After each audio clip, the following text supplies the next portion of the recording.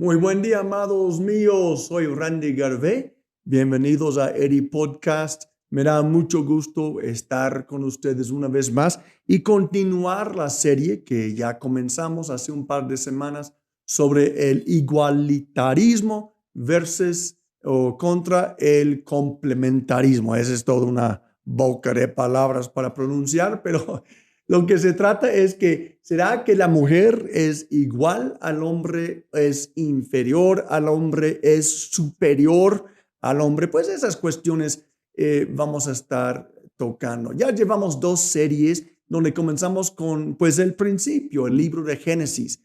Como vimos, cuando Dios creó al ser humano hombre y mujer.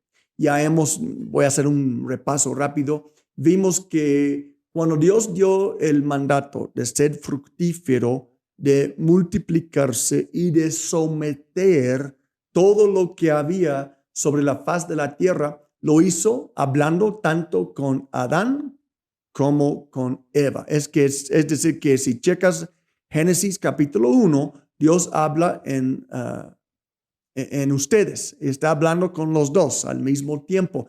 Entonces, esto nos da la indicación de que la mujer y el hombre fueron creados originalmente con la misma autoridad, con el mismo mandato de Dios de someter la tierra, de ser fructífero, de multiplicarse. Hablamos de que la única manera que lo podían hacer era de trabajar en equipo, por supuesto. No hay otra manera de procrear que trabajar en equipo. Pero no solo era para procrear, era para dominar la tierra, toda la creación de Dios. Por eso nosotros creemos que el ser humano es la suprema creación de Dios sobre la faz de la tierra. A mí me da coraje a veces cuando veo un post en Facebook, algo que dice más o menos, dice que pues que el ser humano es el problema, es la maldición, es la plaga que hay en la tierra. Esa es una estupidez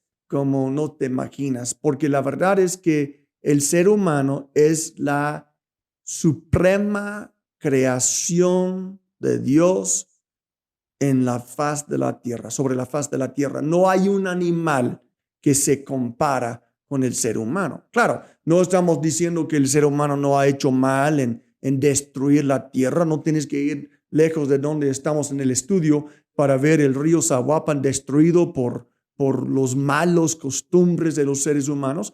Pero eso no nos hace al nivel de los perros o de los caballos o de las ballenas o lo que sea. Con todos los problemas del ser humano, el ser humano queda siendo la suprema creación de Dios sobre la tierra. No somos la plaga de la tierra, somos la solución. Pero pasó algo desafortunado en el huerto de Edén. Adán y Eva fueron creados perfectos, fueron creados los dos a la imagen de Dios, fueron creados los dos para gobernar, para señorear sobre la tierra. Pero entró el pecado. Conocemos la historia. Satanás tentó a Eva, Eva ofreció a Adán y él también entró en lo mismo. Y entonces entró el pecado y la muerte entró por medio del pecado. Desde aquel día hemos estado sufriendo las consecuencias de este pecado. Vimos que hubo un giro. De repente, una pareja que antes eran iguales, que antes compartían la misma autoridad, la unidad, el amor, de repente se pusieron en competencia. En una versión que leímos la semana pasada, la NTV dice a la mujer: tú vas a desear dominar a tu marido, pero él te va a dominar a ti, parafraseando. Entonces, una pareja que antes del pecado funcionaban en completa unidad, ya querían dominar el uno al otro. Y como quedó, no que Dios lo quería así, yo creo que nunca era el plan de Dios, pero lo que terminó siendo era esta competencia.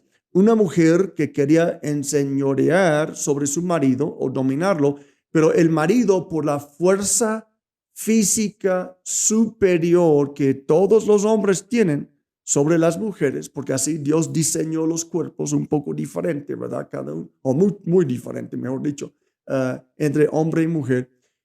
Entonces el hombre por naturaleza puede dominar a una mujer por la fuerza brutal, ¿sí? Si decide hacerlo así. Entonces, pues la pena que tenía que llevar desde Eva hasta hoy muchas mujeres es que el hombre que quiere dominar realmente tiene mayores fuerzas que ella. Y si le ocurre, él la puede dominar de muchas maneras, ¿sí? No que Dios lo quiere así, es la triste, cruda consecuencia del pecado.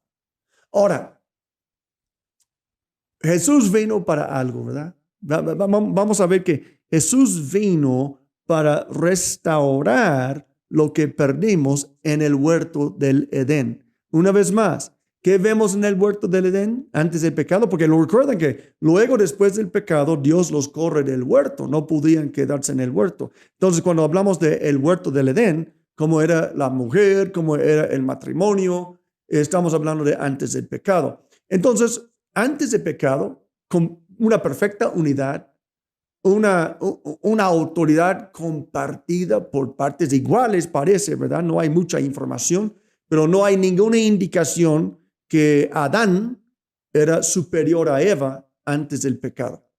Esto no es una indicación que yo he detectado. Entra el pecado y entran las diferencias entre Adán y Eva, la lucha de poder entre ellos, quién va a ser primero, quién va a dominar, etcétera, y las maldiciones caen. Ya vimos que Adán tenía que trabajar como antes trabajaba, pero sin resultados, y Eva tenía que llevar el dolor multiplicado de los partos y además la dominación de un hombre. Bien, viene Jesús miles de años después, y Jesús vino para restaurar la humanidad. Ahora, vamos a entrar ya en el meollo del asunto, en el cristianismo, y no pretendo desde el principio, quiero dejar claro, yo no pretendo entender todo ese tema. Ese es un tema complejo. De hecho, ese tema es tan complejo que hay libros enteros y muchos de ellos por los dos lados del argumento. ¿Y qué son los dos lados del argumento? ¿O qué es el argumento? Bueno, hay un sector del cristianismo que cree por 2 versículos nada más en el Nuevo Testamento que las mujeres no deben de ser pastores, no deben de ser líderes en la iglesia, algunos creen que ni deben de ser pío, no deben de hablar siquiera en la iglesia. Esa es una parte de los cristianos. Y hay otro sector del cristianismo y a que pertenezco yo, que creemos que la mujer fue restaurada. Si las hijas de Eva fueron restauradas por el sacrificio de Jesucristo y ya comparten una vez más la autoridad que Eva compartía con Adán, ¿sí? Ahora bien, les quiero leer un párrafo que yo escribí de antemano para dar entrada en ese tema que es muy controversial, pero que bueno, tenemos que hablar de cuestiones complicadas, ¿sí? Porque no somos sencillos, somos gentes inteligentes y vamos a ver unas cuestiones que son complicadas. Ahora, no entiendo, no les voy a poder quizás dar una respuesta exhaustiva, completa, y ya punto y cerrado. Lo que sí quiero hacer es por lo menos hacernos cuestionar. Hace tiempo yo hice un podcast que dice cuestionen todo. Entonces lo que sí quiero que hagamos es que cuestionemos lo que nos han dicho. Porque yo les puedo decir que el argumento de que la mujer no debe hablar en la iglesia, que la mujer debe callarse en la iglesia, tiene más huecos este argumento que el queso suizo. Entonces, quiero que veamos los huecos, que cuestionemos y espero que Dios nos dará entendimiento. Ahora, déjenme leer el párrafo que preparé, que dice así. Hay 2 textos en el Nuevo Testamento que son la base de la prohibición que tradicionalmente ha sido puesto sobre el ministerio de las mujeres en la iglesia. Los dos textos son del apóstol Pablo, los dos. Y el apóstol Pablo, déjame pausar para decir, no es el único escritor del Nuevo Testamento. También tenemos Pedro, apóstol, tenemos Juan, el apóstol, tenemos Mateo, el apóstol, tenemos diferentes escritores, pero solo Pablo en dos textos nada más prohibió, ¿sí?, la participación de las mujeres en el Nuevo Testamento. Solo un autor entre varios del Nuevo Testamento y el único que expresó una aparente prohibición al ministerio de la mujer. Pero realmente estaba dando una prohibición universal para todos los tiempos en cuanto al ministerio de la mujer. ¿Será responsable tomar dos textos de un solo autor para limitar el ministerio de la mitad de los miembros del cuerpo de Cristo, las mujeres, ignorando los muchos textos bíblicos que demuestran una postura positiva en cuanto a mujeres en liderazgo? Ahora vamos a pausar nada más para tocar una frase que puse aquí, prohibición universal. Sí, porque hay que entender que lo que nosotros llamamos la Biblia, una mejor palabra, en mi opinión, para hoy, de la Biblia sería la biblioteca. Sí, mi Biblia es una mini biblioteca, sí, de 66 escritos. Sí, no es un solo libro, son 66 escritos sobre un periodo de más o menos 1600 años por 40 diferentes autores.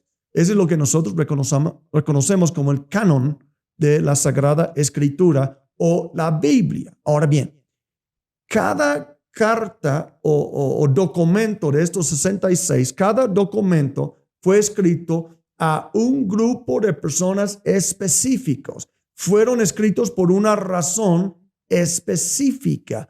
Y entonces cuando leemos algo en la Biblia, siempre debemos de considerar si la aplicación, digamos, si hay una prohibición sobre algo, si esa prohibición es una prohibición local o si es una prohibición universal. Si es una prohibición por una temporada, por una edad, por una época, o si es una prohibición eterna, o mientras que los hombres estemos aquí sobre la faz de la tierra. Entonces, lo que estamos, antes de entrar en el meollo del asunto, lo que estamos viendo es dos cosas. Por 2000 años, muchas mujeres han sido prohibidas de participar en el ministerio de la iglesia por solo dos textos entre 66 libros de la Biblia que fueron escritos por un solo apóstol. Y nada más por eso, los demás textos, la iglesia de muchas maneras ha ignorado.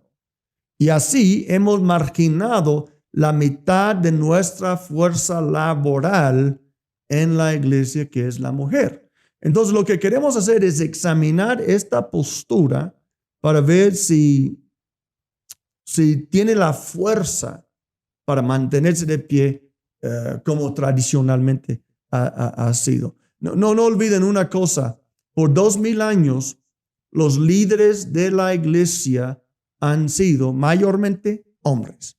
Los que escriben los comentarios, hombres. Los que hacen las traducciones bíblicas, mayormente hombres. Entonces no es de sorprenderse de que lo que hemos escuchado a través de los siglos, pues fueron escritos por hombres. Entonces tenemos que tomar esto en cuenta en cuanto a la interpretación de los textos, porque yo creo que nuestra experiencia y nuestros prejuicios sí influyen hasta un cierto grado en la manera que nosotros interpretamos la Biblia.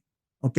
La cuestión aquí no es si la Biblia es inspirada. Lo que estamos investigando aquí no es si la Biblia es la palabra de Dios. Sí, yo creo que la Biblia es la palabra de Dios. No estamos cuestionando si la Biblia es inspirada. Yo creo que definitivamente sí, la Biblia es inspirada. Lo que yo quiero cuestionar es si nuestra interpretación de la Biblia es la correcta. Ok, vamos a leer esos dos textos. Sobre estos dos textos, muchas mujeres llamadas por Dios han tenido que tomar un asiento. Vamos a ver el texto. Primero, Primera de Corintios capítulo 14, la segunda mitad del versículo 32 hasta el final de 35. Dice así: Pablo, si como es costumbre en las congregaciones de los creyentes, guardan las mujeres silencio en la iglesia, pues no les está permitido hablar. Que estén sumisas, como lo establece la ley. Si quieren saber algo, que se lo pregunten en casa a sus esposos. Pero no está bien visto que una mujer hable en la iglesia. Ok, ese es el primer texto. El segundo, Primera de Timoteo capítulo 2, versículos 11 y 12, dice así: las mujeres deben aprender en silencio y sumisión. Yo no les permito a las mujeres que enseñen a los hombres, ni que tengan autoridad sobre ellos, sino que escuchen en silencio. Wow, y tú pensabas que tu papá era machista, ¿verdad? Ese está pesado, pero vamos a ir cuestionando estos dos textos, ¿sí? Bien. El primer argumento que quiero plantear hoy es lo siguiente. Si tomamos los dos textos en una forma aislada, entonces si tomamos los dos textos en forma aislada, podríamos concluir 6 diferentes cosas sobre estos dos textos. Vamos, 1. Las mujeres no deben hablar en la iglesia. ¿Sí? 2. Las mujeres deben aprender en silencio y sumisión, solo escuchando. 3. Ni haciendo preguntas. 3. Debemos observar las cosas que como establece la ley. Ese es uno de los argumentos de los textos. 4. Todas las mujeres tienen que recibir instrucción de sus esposos. 5. Las mujeres no deben enseñar a los hombres. 6. Las mujeres no deben tener autoridad sobre hombres. Wow. Ok, bien. 6 diferentes observaciones que podemos sacar de estos dos textos del apóstol Pablo. Ahora bien, en todas las aparentes contradicciones de la Biblia, hay una revelación esperándonos. Vamos a ver varias contradicciones con las conclusiones populares que algunos han sacado de los dos textos, como mencionamos arriba, y vamos a abrir el corazón a la posibilidad que Dios podría querer revelarnos algo nuevo. Nos va a dar tiempo como para tocar uno hoy. Y la siguiente semana continuamos. Bien, primero, si no deben hablar, ¿cómo van a profetizar?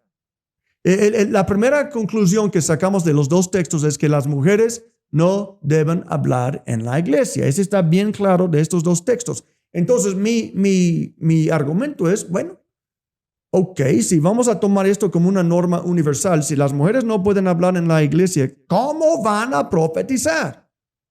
Y la Biblia dice en otras partes, el mismo San Pablo dijo, toda mujer que ora o profetiza con la cabeza descubierta deshonra al que su cabeza es como si estuviera rasurada. Ese es un texto raro. El punto que quiero hacerles es que él está reconociendo que una mujer debe y puede orar y profetizar. ¿Pero cómo? Si tiene que estar en silencio. Hechos 2:17, sucederá en los últimos días, dice Dios, derramaré mi espíritu derramaré mi espíritu sobre todo el género humano. Los hijos y las hijas de ustedes profetizarán. Hechos capítulo 2, la Biblia dice que las mujeres, las hijas deben de profetizar. ¿Pero cómo? Si van a mantener silencio. Hechos 21, 8 y 9. Al día siguiente salimos, bueno, nada más déjame decirles lo que dice. Dice que Felipe tenía 4 hijas solteras que profetizaban. Pues, ¿cómo van a profetizar con la boca cerrada? Es evidente que la profecía requiere que la persona habla. Y es evidente que las mujeres de la iglesia primitiva profetizaban. Entonces, ¿cómo puede ser que no deben hablar? Ahora, entonces, cuando hay una contradicción, hay un misterio que tiene que ser revelado. Entonces, hoy les quiero dejar con esto. Ok, bien. Hay 2 textos que sugieren en el Nuevo Testamento que las mujeres deben de callarse en la iglesia, y apenas les leí 3 textos, y hay muchos más, que demuestran que las mujeres deben de hablar. Entonces vamos a pausar para decir, ok, antes de que callemos todas las hermanas de la congre, evidentemente necesitamos investigar más al profundo ese prejuicio contra nuestras hermanas. Amados, espero que sigan conmigo. Tenemos muchas riquezas en la Biblia para descubrir en los días que vienen. Y yo espero que vaya a venir una gran libertad para todas las mujeres que nos escuchan. Que Dios los bendiga y hasta la próxima.